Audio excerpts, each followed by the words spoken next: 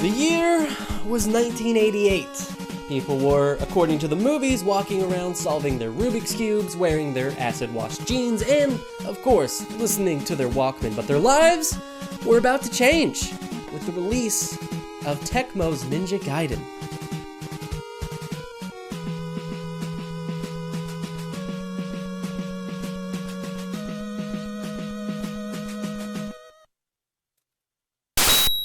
Released under the title Shadow Warriors in Europe, or in what's roughly translated to English as The Legend of the Dragon Sword in Japan, Ninja Gaiden came out late 1988 or early 1989 in Europe and America, and it pretty much changed games forever, and it does not get the recognition it deserves until today. When Tecmo was developing Ninja Gaiden, they knew they wanted to make something special. They wanted to take the platforming action of Mario and the pretty much everything else of Castlevania and somehow find a way to combine them. They didn't want to make just a beat-em-up ninja game. They wanted to make something that was unique and special, and they did. At initial release, Ninja Gaiden was very well received. Even Nintendo of America themselves liked the game so much that they helped promote the game within their own Nintendo publications. Audience and critics alike loved it. They couldn't even keep up with the demand. The game was one of those games that you just couldn't even find on store shelves at initial release. And the way they did that was they made sure this game was set apart, not just in the gameplay, but in the story.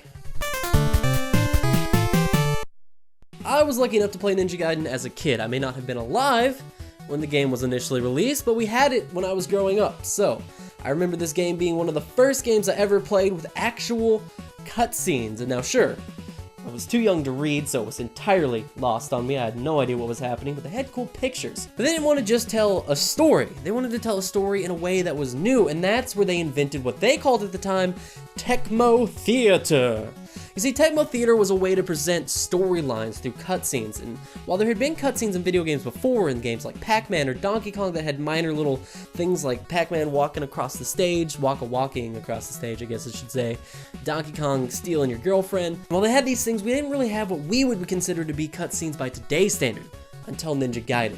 To tell the story in this Tecmo Theater, what they did was they created anime-style visuals. They used different camera angles, they used different layering to create movement, to make animated cutscenes. They added music specifically just for the cutscenes to help accent the story and give it emotional beats. All in all, this game features almost 20 minutes of cutscenes in a time where cutscenes were pretty much non-existent.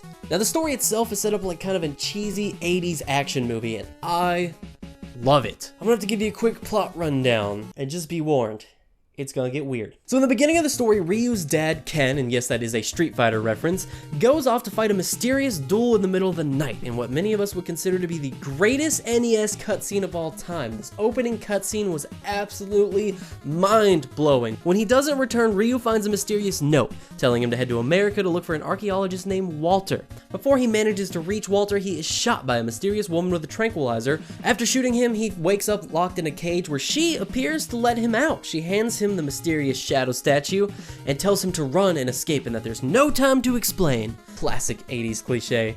Ryu continues his journey forward to find Walter, but when he finally does, another mysterious ninja interrupts and captures the statue. Ryu chases after the mysterious figure and manages to retrieve the statue, but by the time he returns, Walter has been dealt a mortal blow. With his dying words, Walter warns Ryu that if the shadow and light statues are brought together, they have the potential to resurrect a demon of immeasurable power who could level entire cities. Then, immediately after that, Ryu gets kidnapped by the freaking CIA. The CIA takes him in and explains what's happening, that there's an evil organization, they're trying to resurrect the demon, and they take Ryu over the jungle to the bad guy's evil temple base and drop him into the forest.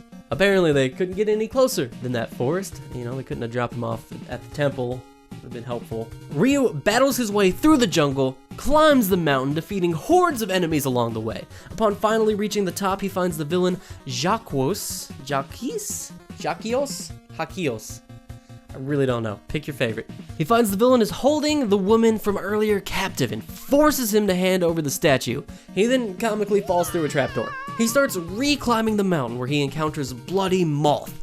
After defeating this mysterious ninja, he is warned that his father is alive, but seeking him out will be the last thing he ever does. Ryu, of course, goes after him anyways. Finally, he finds his father, who is under mind control. He frees his father, but the reunion is short-lived as the villain shows up and tries to shoot Ryu with an energy beam. His father dives in and takes the blast to the chest.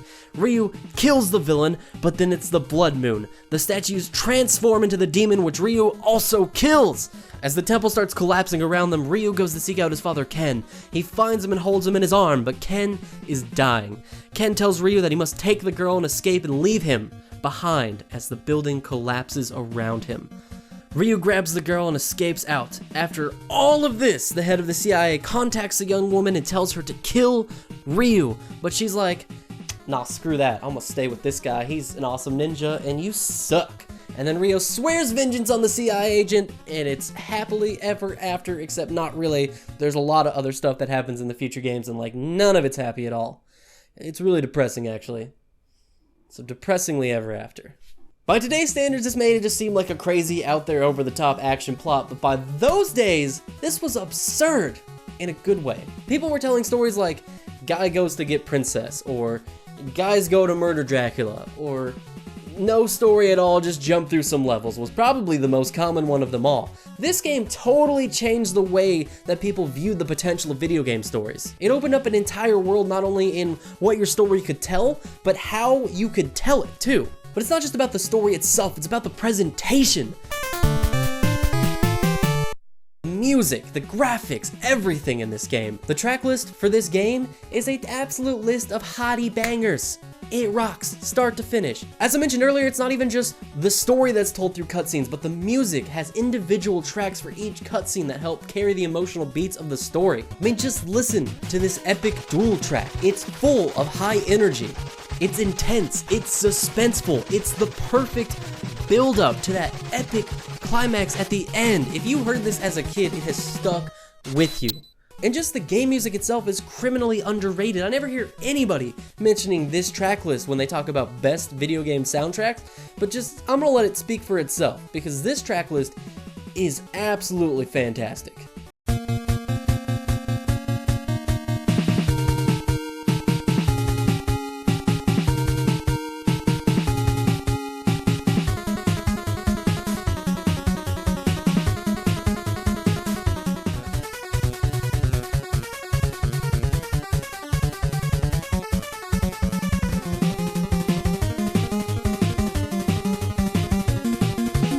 It's not just the music, the graphics, the enemy design is also amazing. To fit the cheesy 80s theme, they have picked every cheesy 80s villain imaginable to be your enemies. You'll be fighting off bikers, boxers, evil ninja thugs, crazy demon dogs, things that I don't even know what they are, but they're pretty awesome. Sure, they seem like a host of very generic enemies, a bunch of random bats, hawks, cheetahs trying to come at you, various bad ninja guys, but it fits with the cheesy 80s aesthetic. It's perfect for the theme that the game lays out, and honestly, they're just really fun enemies to fight, and they provide a lot of variety in combat within the game itself. Some enemies use projectiles, some enemies use swords. A lot of the animal-based enemies will just fly around or hit you. They seem like actual animals. It keeps the combat fresh, fun, and obviously, because it's Ninja Gaiden, difficult as hell. And then there's the level themes themselves. You see, in the NES days, it wasn't that weird to just go from random level to random level. Like, look at Mario. You're flying on airships, you're in a lava world, you're in the desert, you're in the ocean. It makes no sense. It's cool, you get to go travel the world, but it doesn't make any sense as to why you're going from place to place to place.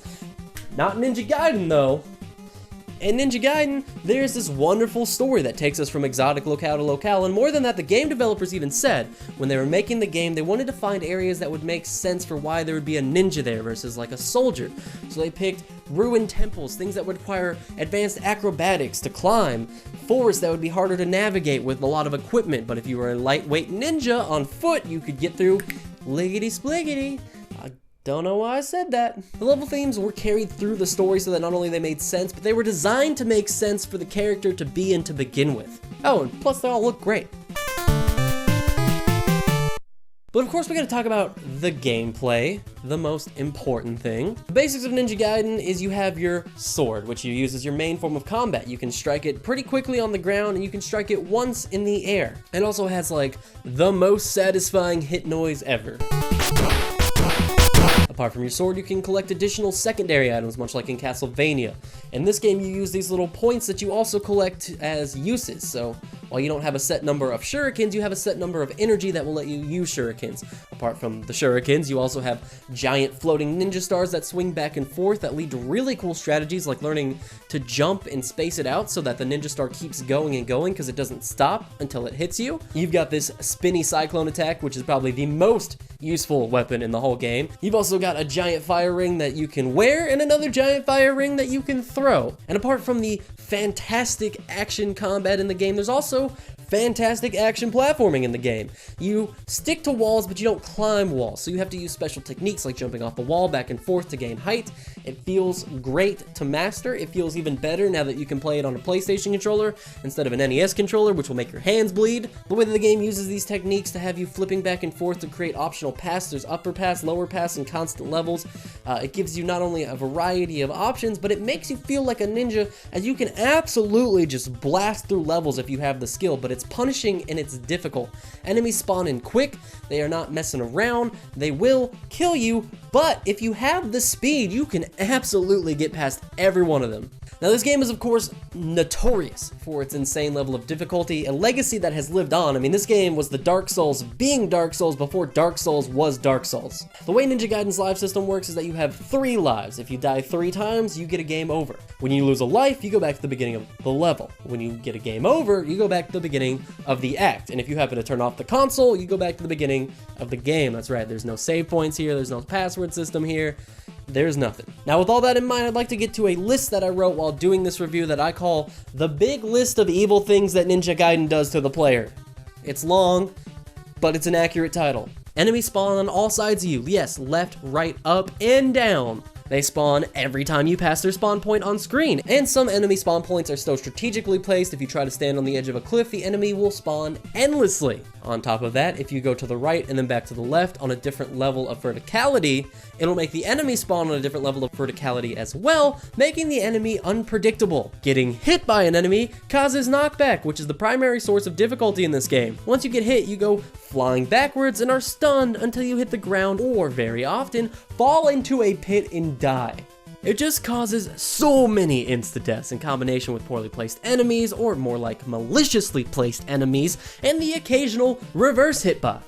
If you get to a part of the level where you have to go down on a ladder, not taking the ladder kills you. The extra items is limited, and dying takes them away from you.